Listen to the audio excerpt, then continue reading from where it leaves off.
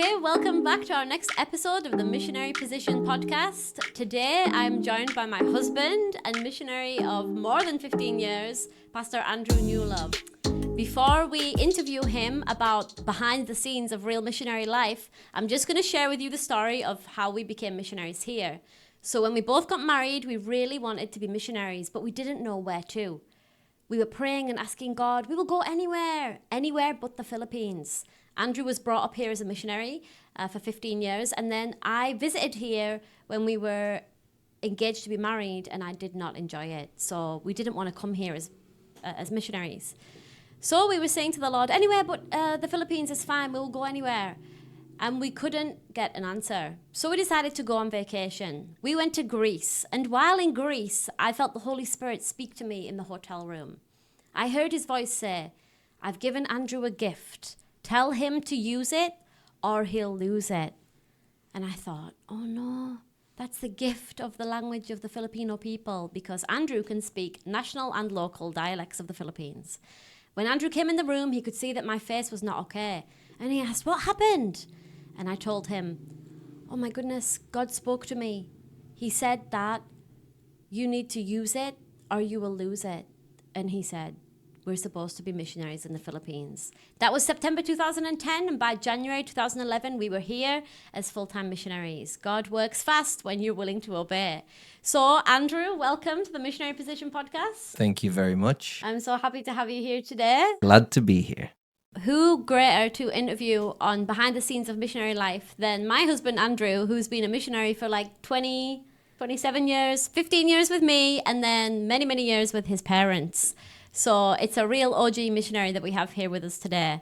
We want to interview him because you may have seen the photos, heard the stories of how missionary life goes, but how does it actually work? How do missionaries like me and my husband and our family fundraise, plan, and carry out this wild calling? Whether you're curious, considering missions, or you're just nosy, we're going to interview Andrew today so that you can learn more about missionary life. Let's dive in. So Andrew, welcome. Hello, Ruth. Thank you for inviting me to come here on your podcast.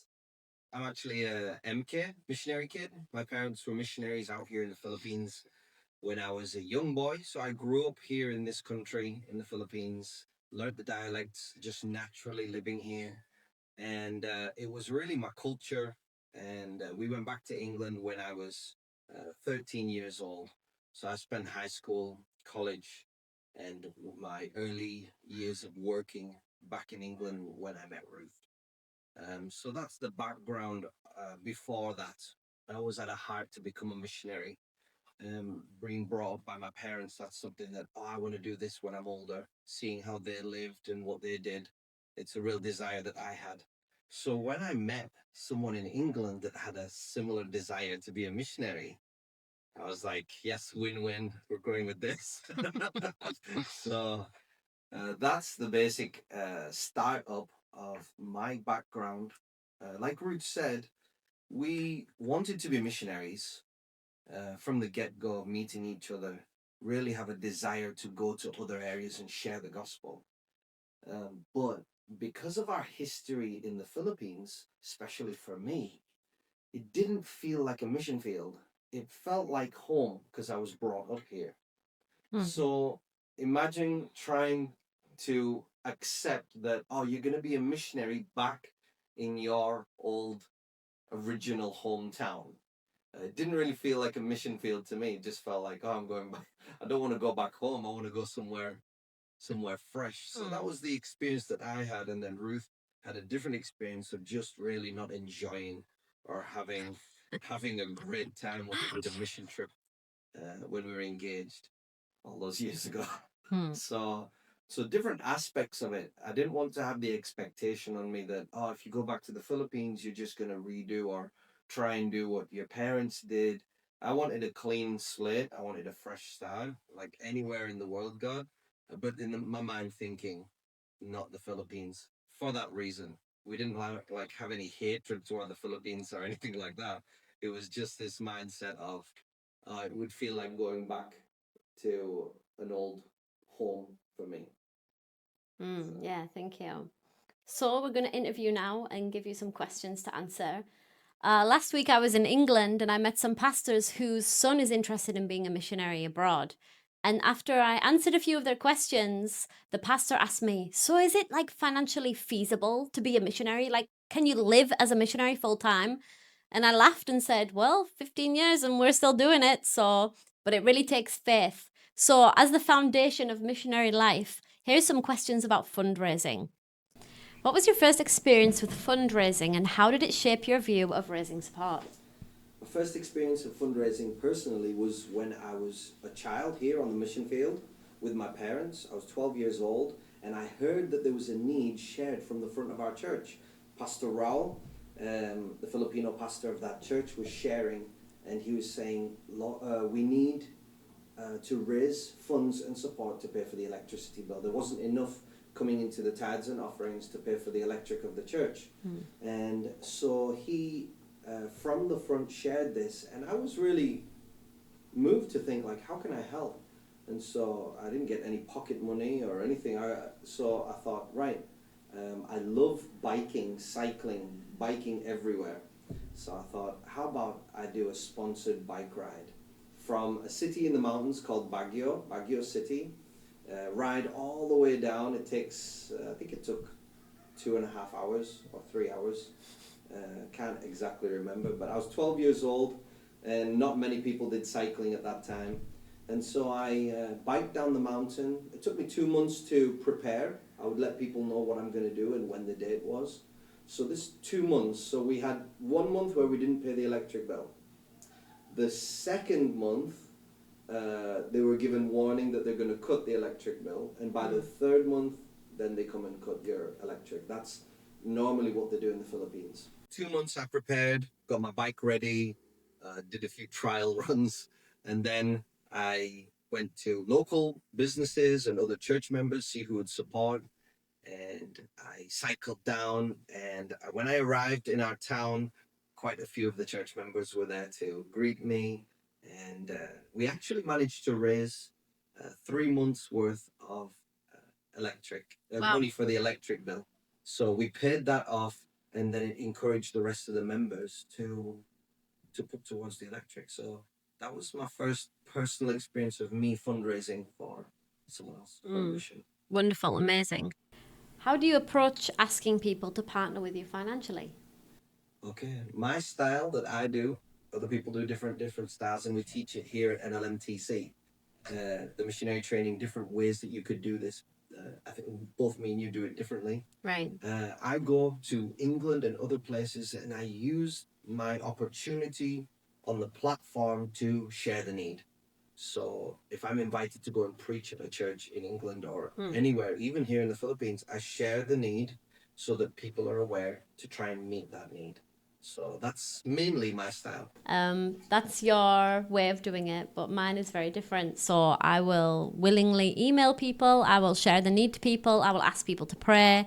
I really have no shame in asking people because usually the money is not for me, it's for a need in the Philippines that I believe must be met and can be met by God's people. So when we're given the opportunity to give, it is an honor and a blessing. So we're asked to partner with God's work, that is an honor to us. So we do it in different styles, but thank you so much. That's very interesting. When's the last time you went to England to raise support? Wow, I can't remember. The big one was actually before the pandemic.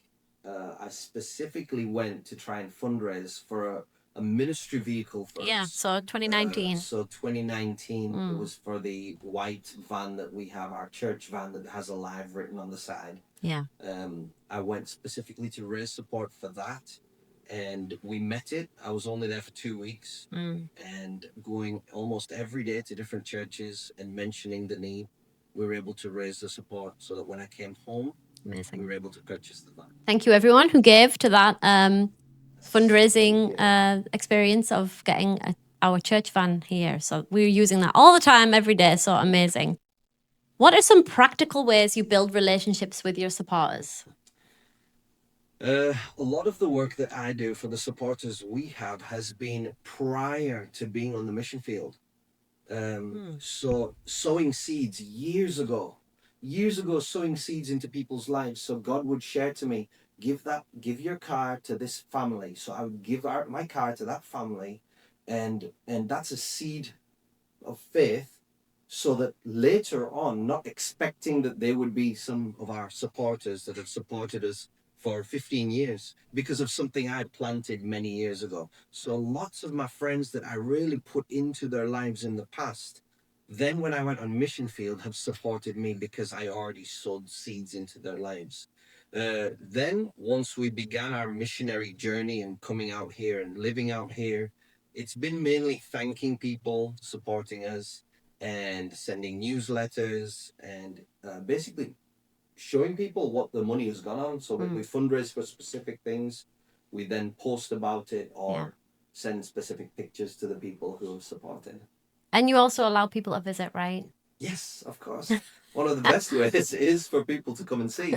Come and see what you've spent your money on. Come and see where your generosity has blessed the Filipino nation or the local people or even the church. Wonderful. Can you share a story, Andrew, of a time God provided for your mission in an unexpected way? Yes, in fact, there's many times. We have this joke that when we have a need, we try and figure out how God's going to provide for it. So like, is it going to happen this way, and this way? And it's like we're trying to give God options. How are you going to provide for it, God? And we've found through all these years we've been here, He picks something else that we haven't decided on. And I remember this big need that we had that was an emergency. We were renting a church building and we lost the support in the pandemic. A church just said we can't continue our support now. And they had pledged to provide for the rent for our building. And so we were going to lose the church building. We didn't have any money to pay the rent for that church building. So, Lord, please speak to somebody to provide the finance that we need for the church building that we're renting. And you can share the beginning part of this story, actually, because the connection is with you. So Ruth and I were praying, Lord, speak to someone. And who did He speak to? Yeah, he spoke to a childhood friend of mine, actually, who's in the Navy. And at the time was shipped off somewhere in the middle of Mediterranean. Somewhere crazy, or the Gulf of Mexico, I think it was actually. The Gulf of Mexico. And I got a text message from this friend saying, "Hi, Ruth, how are you doing? I had a dream about you all, you and your family. And I saw you that you were kind of like struggling and crying out for help, like you were stuck in a hole. And you were like shouting for help and you were asking people to help you out." Let me tell you, this has happened so many times to us. We've been here and we have a need, and we're by faith praying, Lord, speak to people about our need here in the Philippines. We've then had messages from people saying this exact phrase. Oh, we had a dream about you. We had a dream about you. We had a dream about you. And people just have a dream and then they just leave it at that. Well, actually, that dream is supposed to encourage you to financially help, because that's the need. The need isn't for us to pray so that you will dream about us. We actually are praying, Lord, speak to that person so that they're able to financially provide for this need. And so I shared to my friend that actually we've just lost a lot of support. It's during the pandemic. And we are actually crying out financially for help to God, praying and seeking God. And straight away he was like, okay, then I'm going to support you, and decided to pledge. And still until this day, that lovely friend is still supporting our family, which is amazing, and our church. So praise God. So really, if you, like Andrew said, if you hear from God, if you hear from God in your dreams that somebody is in need, especially missionaries, you should really act upon it, because you're also called to partner with them to be part of the mission. That's part of being in the position of a missionary. Yeah, wonderful story. What advice would you give to someone who feels hesitant or nervous about fundraising? I think if you're hesitant or nervous, don't bother going. It's a strong word, but you've got to get out of that comfort zone and don't be hesitant. If you ask not, you have not, because you ask not, the Bible says. So be brave in asking. When I am given a platform to share from in England, that is my opportunity to let people know here is the need. So that's basically what we're trying to share when we go back to England. Here's the needs. Just to let you know, these are the needs. So don't be hesitant. break through that barrier, because what's going to happen is you're going to go on the mission field and you're not going to have enough because you were hesitant. Yeah, I think when you believe in the mission as well, like you know exactly what you're doing, who you're doing it for, which is God, and the people that have the needs that you're living with and the culture that you're in. When you really believe in what you're doing, there's no hesitancy and there's no fear of asking people to support it because you believe in it. So true. Wonderful. Okay, so we're going to move on to the topic of planning the mission. So, can you please tell us, how do you decide which projects or areas to focus on in your ministry? Okay. I'm a very hands-on person, and so I am a doer more than a planner.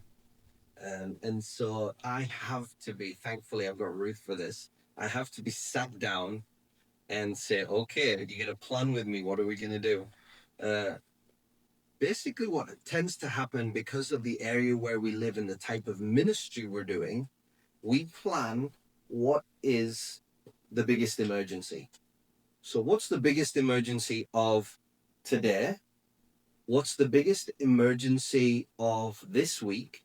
And what's the biggest emergency of the year?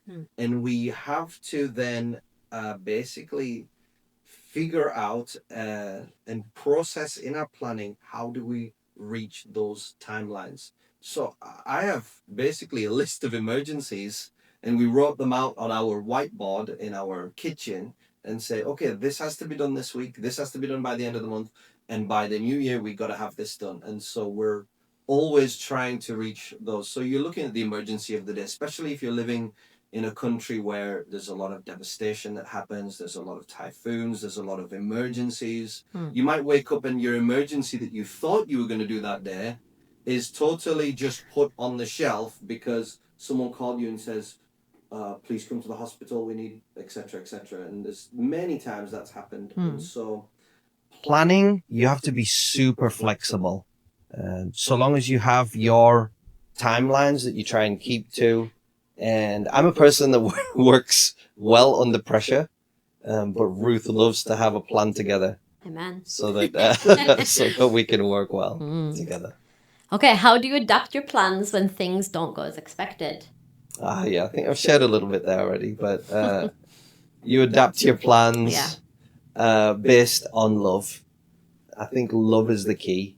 So if I've made a plan that I'm gonna fix the piggery this week, but then another need comes in that needs love, you have to prioritize love. That's what we're here for in the Philippines, is to show the love of God. The pigs can manage with or without that need for the week, but some people, you have to love them. So yeah, focusing on love first. That's really where you adapt your plans. Yeah, wonderful. What role do partnerships with local communities or churches play in your mission? So another way that you can partner through the ministry that we do here is, once you're trained in the NLMTC missionary training that we're doing here, is you can be used for other organizations. Okay. You're already prepared, so you've been trained. So we've offered, like one of our students, Rocco, we offered him, would you like to try out going on the Doulos Hull, which is a ship that's with Operation Mobilization, OM. And so he's trained for that. He said, okay. Yeah, and he's fundraised himself. And now he's actually currently on the ship. Yeah, he's on the ship right now. So he's on the ship right now. Yeah. So that's one way we have provided for a missionary to go and be on that ship, sharing the gospel to many other nations. Amazing. Can you give us an example of what a typical day on the mission field looks like for you? A typical day for me. Every day is so different. Obviously, you have your daily tasks. So that is the parenting aspect. So if the kids are in school, you've got to get the kids to school. You've got to be able to have their lunches prepared and ready. You've got to make sure everyone is safe and provided for within your family. Once the kids are in school, then we've already planned. Normally the night before, I already know what I'm going to do the following day. I mentioned already earlier about emergencies, so you'll know the emergency for tomorrow, the thing that needs to be done tomorrow. And so once you get back from the school run, I then go and do the work that needs to be done there. Now, we share that job role. Right. So if I'm away, I'm doing ministry somewhere else, Ruth is the one that's going to be doing the school run and preparing that aspect of things. So you have to make sure your house is in order first. And then you have to make sure the church is in order. And then you have to make sure everything else is. So we're doing missionary training school on a night. So that has to be prepared for. If I'm the one preaching and sharing that night, I have to have spent some time that day preparing on what I'm going to share. If vehicles are needed to go on a journey, the vehicle has to be prepared. So there's absolute plethora of things that you have to be prepared to do. But always physical work with you. Most, Majority. I think on my day, it's 80% physical work that I'm doing throughout the day. So we have ongoing projects happening all the time. There's churches that are half built. There's things that need building for the children's ministry. There's car maintenance. There is the site we're living on. We've got a project of building a basketball court right now. There's preparing for the Christmas event that we're going to do in Alive Churches. What are the things we need for that Christmas event? If it's building something, preparing something, painting something. So there's, the 80% is physical work or going to someone's house, going somewhere, journeying, visiting. There's all that aspect. Then you get 20% really of preparing your preach, thinking about the next series that the church is going to be doing, ministry aspect. Like even just today, we went out to lunch, and then while we're at lunch, we blessed the grand opening of a restaurant that we were in. Yeah. So we went to see a site facility for a church, if we could rent it. But while we were there, we also ate. While we were there, we also blessed the place and all the people that were working there. So we did ministry, feeding, and future planning all in one. So I'm a person that multitasks in ministry. While I'm busy doing physical work, we're preparing spiritually as well for that area. Amazing. What's the biggest challenge you face while on the mission field? Do you know the word halt? H-A-L-T, halt. I think it's a German word, and it means stop. And I use this H-A-L-T. H means hungry. A means angry. L means lonely. And T means tired. Hungry, angry, lonely, tired. If you're any of these things, you need to halt. You need to stop. You need to have a rethink. You need to have a rest. You need to have something to eat. You make poor decisions if you're one of those things. And so the biggest challenge is knowing when to halt. Knowing when to stop and think, okay, I need to prepare myself physically, emotionally, spiritually for the next decisions I make, for the next things we're going to be doing. So the biggest challenge is balancing when you need to stop and rest, which is very biblical and very godly and much needed. So that's a big challenge. Especially for a missionary, because it's like your whole life is about serving other people, helping people meet needs and everything. So it never ends. The need never ends. And so there needs to be time to rest. You need to really cut out time to eat, to sleep. Yeah. So it's like a balancing time. How do you maintain balance between ministry, personal time, and spiritual health? Something that we tend to do, or we try and do as a couple, is self-reflect. A lot of self-reflecting so you can see yourself clearly. If you're spiritually, if the balance is off a little bit spiritually, you're going to make some poor decisions. If physically your balance is off, you're going to be ill. So it's going to be obvious to your life if the balance is off. If you are always checking yourself and sharing to each other and So then the other person can help you and say, that was, you need to balance that right. So having you is a real big blessing in my life to be able to let me know when that some things are not quite balanced right. So it's like self-reflecting and then having someone alongside you that can like challenge you, grow you, Yeah. someone to bounce ideas off, Absolutely. share how you're doing, things like that. Yeah. Yeah. How do you handle cultural differences or language barriers during your missions? You need a superpower that not many people have. It's called extreme patience. True. So yeah, if you're going to go to another culture, patience. I do all the processing of the paperwork for our visas here in the Philippines.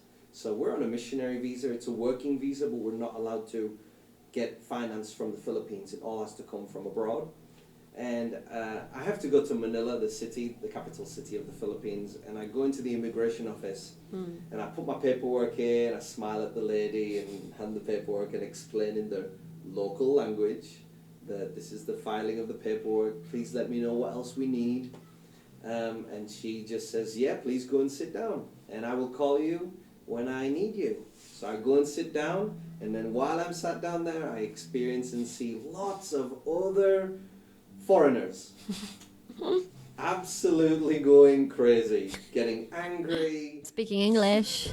speaking English, getting frustrated with the process, and even people trying to use other people, I'll pay someone else to do the process for me, which is illegal. But using a fixer, or you just getting so frustrated instead of just having patience. So I sit there watching it all happen around me, and I just have to laugh. Sometimes I call Ruth on video calls. Look what's look what's happening. Everyone's getting annoyed, and everyone's getting, because they've got no patience. Now, if you understand, I've done this enough times. You put your paperwork in there, and you're going to be waiting 3-4 hours. So be ready to wait that long. Yeah. And then after 3 or 4 hours, maybe once or twice, go and ask an update and see what's going on. How's it going? And they'll say, yeah, we'll call you when it's ready. And then that's it. If you're aware that it's going to take 4 or 5 hours, I've already hacked the system. I put my paperwork in. I'm going to go to Starbucks. I'm going to go do some shopping for the kids. And then I go back after 3 hours. I say, what's the process? Oh, yes, sir, we were looking for you earlier. Here's your paperwork. So then I've got the stuff done. Instead, people have been waiting there 3 or 4 hours, stressed out their heads. So you definitely need the superpower of patience if you're going to go to another culture, understanding them. Yeah. You've got to adapt to their culture. You definitely have to adapt. The biggest thing is the language. If you are not willing to learn the language, what are you doing there? Yeah, yeah. What you have to be able to connect, even if it's in some simple words, so that they can think, oh, they're making the effort in my language to try and connect to me. Yeah. It's a big thing. It's a big thing. As a missionary kid, I've got plenty of funny stories about preachers and translators, because I can understand both.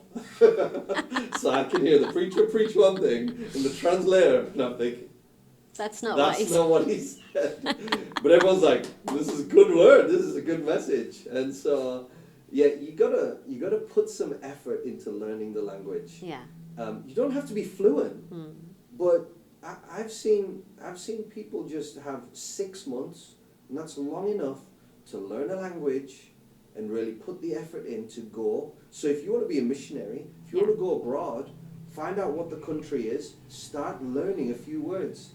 I went on a mission trip twice to Estonia, and the words I learned on the plane, riding across there, flying across there, I still know to this day. Yeah. I still use those words in communicating to Estonians when I have the chance. Now, can Estonians speak English? Yes, they can. But when you use their own language with them, they're willing to open up straight away. Yeah. Okay? Let's not use the excuse of the Tower of Babel to still stop us trying to build something together spiritually. So definitely patience Learn the language, even if it's enough to just show them that you love them. Very good. Thank you for that. So the heart behind it all. How has God shaped your faith through the challenges and victories of missionary life? Challenges and victories, that's a daily thing. Your faith grows when you see God meet the need. Right. So faith is something that you just move out in, and you already believe that God's going to do it. Yeah. And then when He does, don't waste that opportunity. Yeah. When He does, build your faith from that. So He did that last time, I know He can do that again. Yeah. Okay? So then you, for the next need that you have, so our needs I've seen over the years have got bigger and bigger and bigger. Nobody wants bigger needs. No. We're trying to minus the needs. But what it does, it grows your faith. And so as your faith grows, then your expectation in what God can do grows. And so the challenges become, actually, it should really scare you. Yeah. Your ministry should scare you, like, I don't know if we can do that. The truth is, no, you can't do that. That's why you need faith. You need God to move in and really build it so that you know, that wasn't me, that was totally God. And so challenges now are just an opportunity for my faith to grow. So if you have a challenge in your life, so be excited, grow your faith. Yeah. What motivates you to keep going as a missionary even when things get tough? Well, I love what I do. Well, I that helps. absolutely love what I do. And Yeah. when you love what you're doing, you keep putting the effort in. Right, that's true. So yeah, I love what I do. I love That's being your a motivation husband. then. I love being a dad, and I love working for God. I love the challenge that He gives me, the gifts that He gives me. I love using it. So yeah, it's exciting. So How does prayer play a role in your planning in daily life? okay, in daily life, prayer, you've got two types of prayer. You've got the ones that are generic, that we teach the family, the ones that you're supposed to do as a Christian every day. You're supposed to wake up, and when you wake up, thank God that you woke up. Okay? Ask God to help you for the day and whatever emergencies happen in that day. Then you teach your kids to pray at meal times. Before every meal, we're praying. We're thanking the Lord for our food. Every bedtime, you're thanking God for good dreams and peace. You're praying the Our Father and teaching the kids and other people the Our Father prayer. So there's specific prayers that you're learning that are they're not really generic prayers, but they're the ones that you are solidifying in everyday life. So that is normal. As a Christian, you should already have that type of prayer life every day. Then there is the personal ones, so that I have with God. When I'm alone driving, that's really my time that I'm talking to God. I'm giving Him my faith list. I am thanking Him for the challenges that we've got ahead of us. I'm trying to listen to Him and hear His instruction and experience His peace. So without the prayer, the whole thing just unravels. Right. So it's key. It's key. It's absolute key. A day without prayer, I think, has no purpose. Yeah. Yeah, it would lead to something not good. So yeah, in total communication with God. Always. The time. Always. Yeah. What's one lesson you've learned that you want others to know? That it's holistic. Yes. Missionary life is holistic. It's included in every single aspect. I mean, there's different types of missionaries out there. You can be called as a missionary doctor, and you would go then and work your doctor hours at the hospital and heal many people through the work that you're doing. So that's a different type of, but it's holistic. It's in every part. So you're praying before you go to work. You're asking God to give you guidance and wisdom and on picking the right patient and in healing process after that. And it's not just in the 9 to 5 or in this exact moment that once I clock on and clock off. As a missionary, you don't do that. It's holistic. It's in every aspect. Yeah, it never ends. Yeah. Yeah. Okay. What would you say to someone considering a similar path but feels uncertain? You've got to be certain. Without certainty, you'll quit. I think, I'm not sure of the statistics, but many missionaries quit in the first 3 months. Yeah, if they don't pass the first 3 months. Yeah. If you don't pass the first 3 months, many quit. Don't go back, yeah. So you should, if you're hesitant, you're going to quit. So you've got to be sure. So you've got to be sure. Don't go on mission unless you're sure. Because you might end up leaving hurt or wounded or injured or financially at a loss. Right. So you've got to be certain if you're going to go out and do mission work. So as a call to action, how can listeners pray for you and your mission work? There's lots of things to pray for. Again, in the list of priority, pray for my marriage, Ruth and I, so that we are strong together. Pray for my children, that we are protected, that my children are safe, that the hand of God is on them as they grow. So this is in order of what I have when I pray. So pray for my marriage, my wife, pray for my children, pray for our church, Alive Church, pray for the members, pray for the way forward that we're going. Pray for the missionaries that we're training, that they go further than what we can do. They can learn more languages that we can speak. So all those that are listening, the other aspect as well is pray for finance. Yeah. Pray that the Lord blesses us financially, because we're just a funnel. It goes in us and through us. Yeah. Finance comes so that we can bless others. Yeah. How do you stay connected with your supporters while you're on the field? Through newsletters. Yeah. To be honest, Ruth does most of that with our mailing list. Yeah. So thanking people with Messenger now and social media. When it's specific things that people have helped to provide for, then we send thanks to them. So one-on-one. We're relational people, so I love to connect with people relationally and thank people. But not just about financial support. I mean, like catching up with people as well is really nice. What's the one thing you wish more people understood about missionary life? That missionary life is actually for everyone. Everyone is called to missions, whether you are a prayer, a sender, or a goer. Now, Ruth and I, we're goers. We're on the mission field, so we're the ones that have gone. But we have people praying for us. They're on the mission field with us. We have people who have financially sent us. They're on the mission field with us. So everyone, I want people to know that you're all missionaries in one aspect or another. You're either praying for us, sending someone, or you're going yourself. If you're doing none of those, then you need to understand the calling of a Christian. Yeah. We're all called to be missionaries and minister, and we're just normal people. We're nothing special. So we're just people that said yes to God. So when God says, yes, I've got a job for you, this is your purpose, this is what I want you to do, then just say, okay, and be willing to obey God. So in obedience, it's just that simple. Being obedient and going. Okay. Good. Well, thanks for coming on our podcast today, The Missionary Position. I hope this gave everyone a clearer picture of what really goes on in this life beyond Instagram, newsletters, and about missionary life.